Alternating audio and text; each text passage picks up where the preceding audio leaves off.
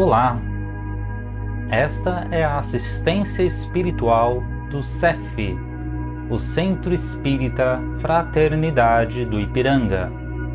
Seja bem-vindo, seja bem-vinda. Procure estar em um ambiente tranquilo, calmo e silencioso e tenha próximo um recipiente com água, que será magnetizada após a preleção de hoje. Começaremos em instantes. Busque se manter tranquilo, tranquila e com um pensamento no Mestre Jesus.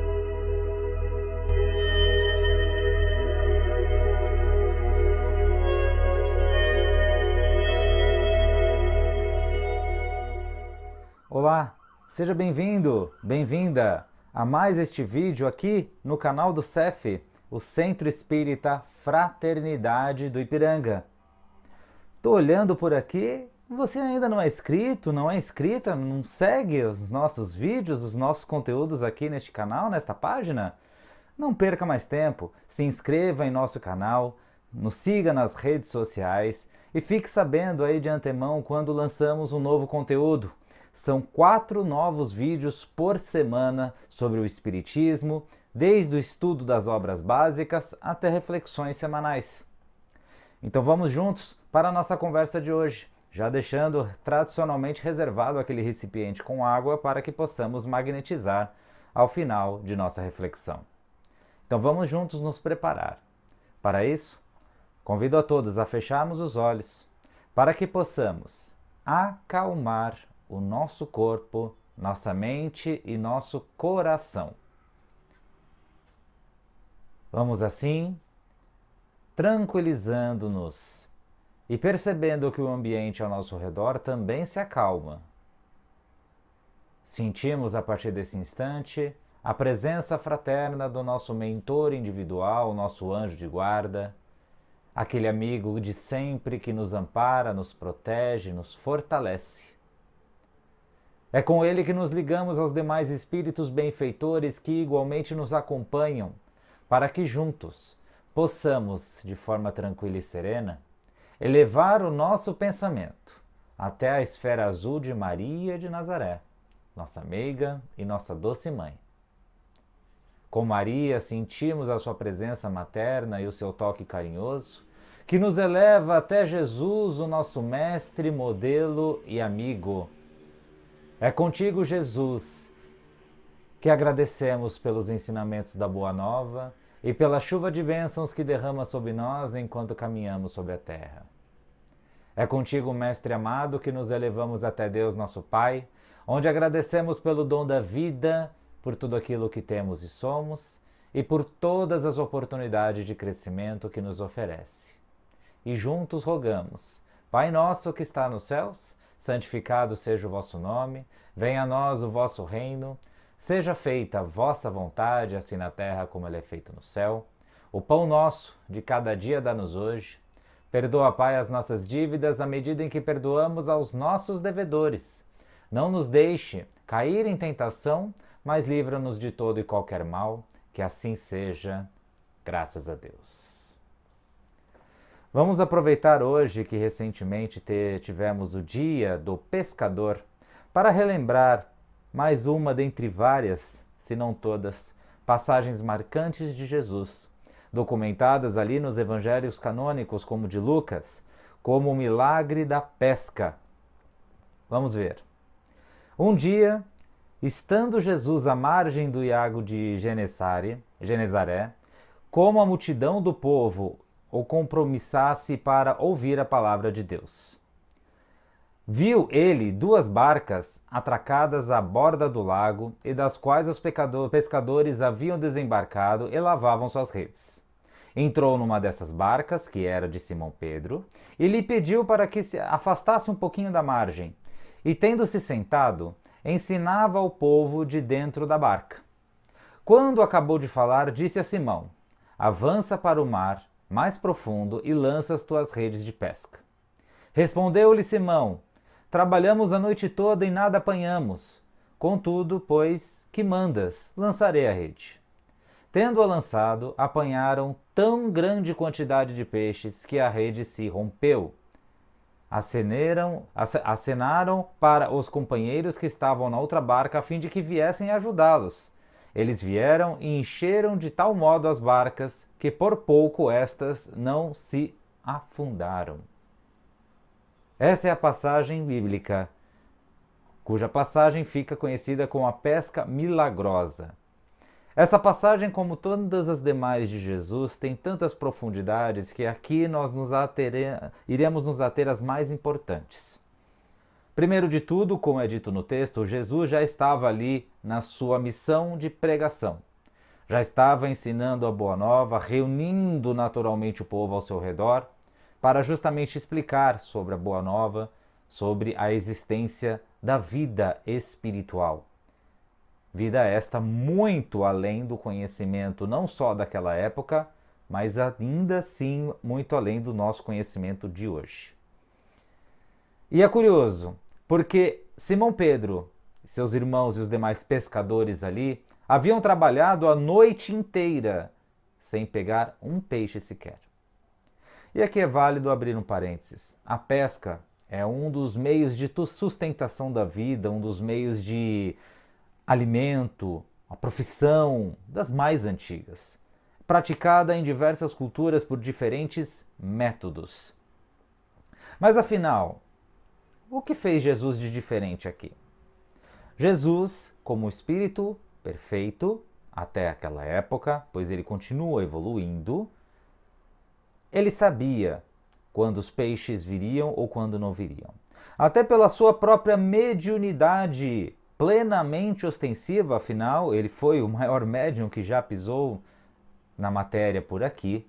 Ele atraiu os peixes pela sua energia, até próximo da superfície, até próximo da rede.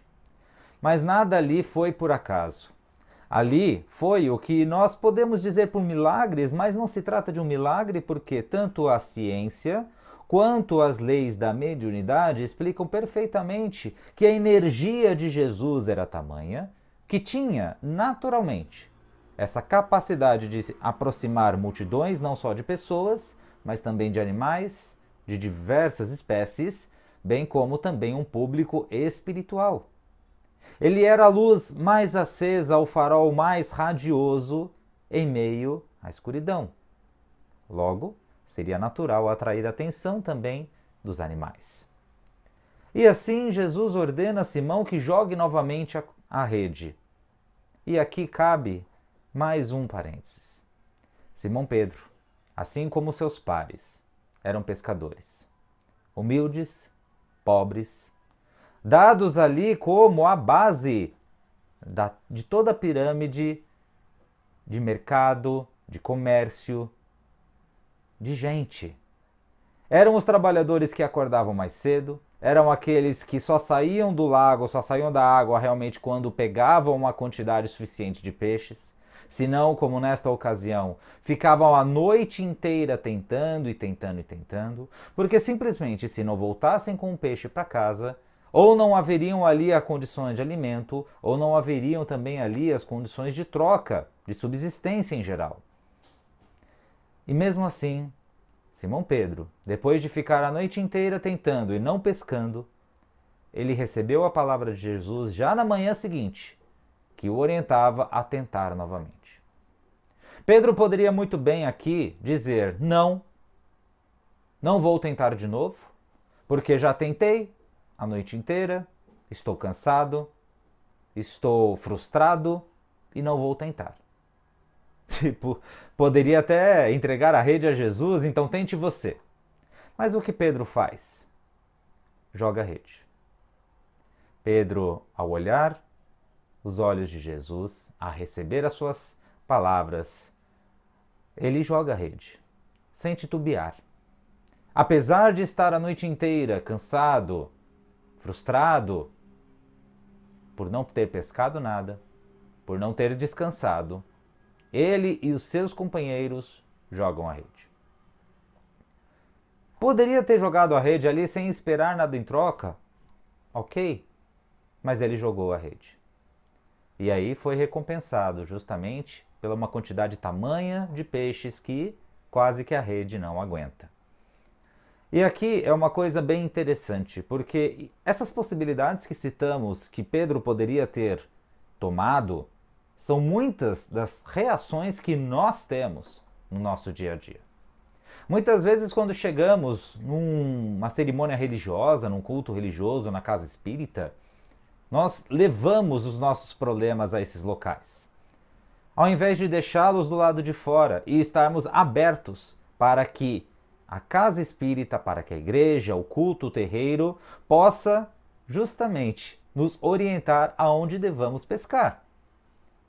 Nós nos contentamos muitas vezes em levar a rede já vazia e a negar que vamos jogar essa rede novamente no nosso mar de problemas, de aflições, mesmo quando nos é orientado pela espiritualidade superior.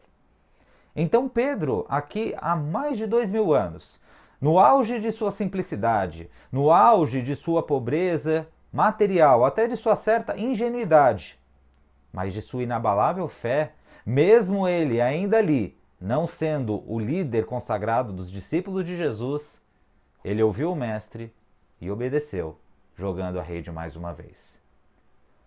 Olhemos aqui para esse trecho que já é um aprendizado valiosíssimo, pois muitas e muitas vezes simplesmente nós fechamos os nossos olhos, cerramos os nossos ouvidos, porque nós achamos que é o lugar, é a pessoa que deve nos entregar a solução.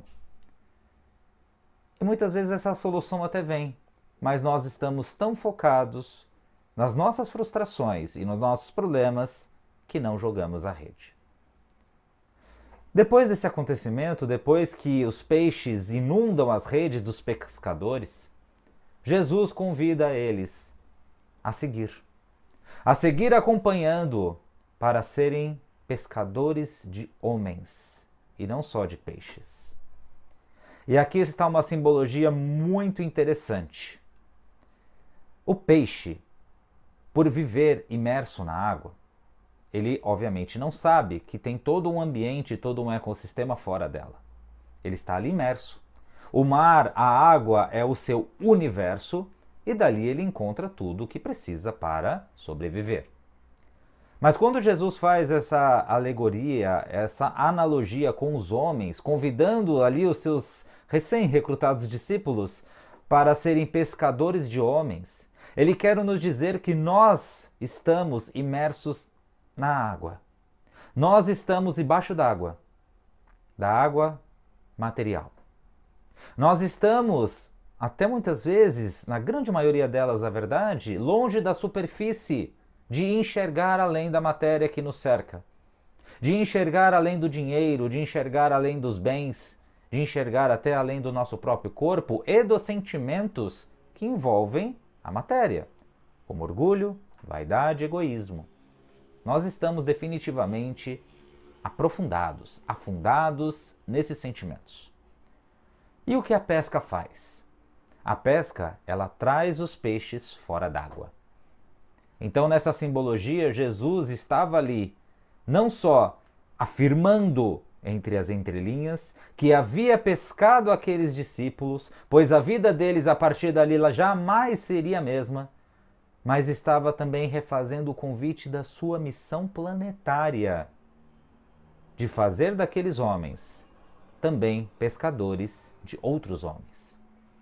E pescar homens, nesse ensinamento de Jesus, é justamente tirá-los do bem material, tirá-los da vida que cerca apenas os nossos olhos e sentidos físicos, e fazer com que todos nós olhemos adiante, olhemos no horizonte da vida eterna, olhemos no horizonte do amor, da vida após a morte, dos sentimentos, do tesouro do céu, tudo o que ele veio ensinar. E aqui nós dizemos sem medo que a principal missão de Jesus, obviamente, foi ensinar a boa nova, mas mais do que isso, foi entregar esses ensinamentos a todos nós. Porque ele não disse a Simão Pedro nessa ocasião de que ele iria pescar homens. Não, ele disse que ensinaria Pedro e os demais a serem pescadores. É aquela velha história que nós falamos muito ultimamente. né? Mais vale ensinar os outros a pescar do que entregar o peixe. Então Jesus aqui traz um ensinamento nas entrelinhas também muito interessante. Jesus se assumiu como governador planetário, se ofereceu para reencarnar, para ensinar, e desde então, desde a história do planeta, desde a história de toda a vida na Terra, ele acompanha. Ele está em todo lugar que compete à Terra, tanto na esfera física quanto material dela. Mas a capacidade de transformação, podemos chamar também de salvação, de mudança da pesca, não é exclusiva dele. Ao dizer a Pedro para segui-lo, pois ele viraria pescador de homens, Jesus entrega o poder a cada um de nós para também sermos esses pescadores. Jesus nos diz de que nós temos o poder de fazer como ele fez: transformar vidas, ensinar e principalmente exemplificar o seu evangelho, para que aqueles que estão hoje tão imersos na matéria, no fundo do mar material, possam simplesmente submergir. Possam emergir da água e possam olhar ao redor e enxergar uma nova vida. Não abandonar o mar nessa simbologia, obviamente, mas saber que existe muito além. Existe muito mais a aprender, existe muito mais a crescer, e assim, um influenciando o outro, de forma que todos possam formar uma corrente para seguir os ensinamentos de Jesus. E este é um ensinamento que perdura até hoje. O Espiritismo deixa bem claro que não há retorno físico de Jesus, porque não há necessidade. Nós sabemos que há diversas frentes religiosas que esperam Jesus voltar. Mas nós somos aqui bem claros segundo a doutrina. Jesus não vai voltar porque ele nunca foi. Ele sempre esteve conosco, mesmo antes de sua materialização, de sua reencarnação para esta missão planetária. E assim o seguiu. E assim ele segue. Todas as vezes que nós nos recolhemos em nosso quarto íntimo para orar, Jesus está lá conosco. Todas as vezes que nós nos debruçamos sobre a nossa religião com um sentimento sincero, Jesus está conosco. Então ele nunca nos deixou, ele vai voltar da onde? Essa é a lógica. Então, se ele está sempre conosco, ele está sempre nos inspirando a seguir justamente o exemplo de Pedro. Pedro, que embora tenha trabalhado a noite inteira, ainda assim jogou sua rede. Pedro, que seguiu Jesus definitivamente a partir dali. E Pedro, que não se abateu, apesar de ter negado Jesus na noite do Calvário. 3 vezes ele continuou exemplificando Jesus quando este partiu no seu corpo material. Muitos de nós negamos Jesus a todo instante, seja pelo mau exemplo que damos, seja pelas reações ainda muito primitivas, seja pela nossa demonstração de orgulho, pelo nosso não perdão. Pedro só negou Jesus 3 vezes. E quantas vezes será que nós estamos negando Jesus atualmente? Antigamente eu assistia filmes, que mostravam justamente essa Via Crucis de Jesus, a noite do Calvário, a crucificação, e sempre fica marcado na memória as ações desses 2 discípulos, Judas e Pedro. Pedro ali, porque num primeiro momento Jesus falara a ele que ele haveria de negá-lo, e Pedro num instante não acredita e tal, e depois acaba justamente negando, e Judas pela sua suposta traição. E principalmente quando nós somos crianças, nós vemos aquilo como eles sendo até os certos vilões da história. Poxa, Jesus deu tanto a Pedro e Pedro negou, enfim. Mas hoje, olhando com a luz da doutrina espírita, com a luz dos ensinamentos de Jesus, nós vemos o quão Pedro foi forte, o quão Pedro foi destemido. Porque Pedro, ao acompanhar ali desde a pesca milagrosa Jesus em diante, não só exemplificou, buscou ao máximo exemplificar os ensinamentos de Jesus, como na hora H, na hora de sua morte, de seu desencarne, não teve medo de reafirmar Jesus em seu coração. Pedro era o homem de fé, é uma rocha. Rocha essa que Jesus nos ensina justamente a construir a nossa fé, tendo Pedro como exemplo. E hoje, mesmo com esses ensinamentos chegando a nós por tantos caminhos, ainda assim nós não jogamos a rede, ainda assim nós não acompanhamos Jesus, ainda desconfiamos de que não haverá peixes nesse lago, ainda desconfiamos de que não há vida fora d'água. Fica o ensinamento de Jesus nessa passagem maravilhosa. Aliás, qual passagem de Jesus não é enriquecedora, não é maravilhosa, não nos ensina, seja em qualquer época? Jesus é maravilhoso por isso, porque seus ensinamentos são eternos, ecoam pela eternidade. Pegando exemplos simples do cotidiano daquela época para transformar em ensinamentos definitivamente duradouros. Nós falamos aqui em vídeos anteriores sobre a parábola do semeador. A semeadura, que era tão comum naquela época e ainda o é hoje. Vem o ensinamento da pesca, que também era muito comum naquela época e ainda o é muito hoje. Mas as simbologias, as parábolas que Jesus faz são realmente coisa de espírito muito evoluído. Que nós possamos aprender com Jesus, que nós possamos, acima de tudo, pescar homens, não pelas palavras, se extremamente necessário usar as palavras, aliás, mas tendo como principal anzol, principal rede, o exemplo. Porque quando nós praticamos, é porque já está enraizado em nós. E quando nós vemos um exemplo, justamente muda muita coisa. Não são apenas palavras vazias, não são apenas da boca para fora. Basta refletir sobre Jesus. Seus ensinamentos perduram até hoje pelo que ele fez e não apenas pelo que falou. Então vamos lá, vamos praticar mais através das vibrações. Fechemos os nossos olhos e vamos juntos vibrar. E vibrar nada mais é do que desejar ao outro aquilo que nós gostaríamos de receber. Então vibramos muita felicidade, muito conforto, muita luz no coração daqueles irmãos que estão em todo o planeta. Em especial aqueles que se afligem devido a desastres naturais ou conflitos de toda sorte. Vibramos pelo nosso país, o Brasil, que a luz de Jesus resplandeça aqui, hoje e sempre. Vibramos por aqueles que estão nas ruas, abandonados à própria sorte, à fome, ao frio, à solidão. Que a nossa vibração possa aquecer os seus corações. Vibramos pelos enfermos do corpo e da alma.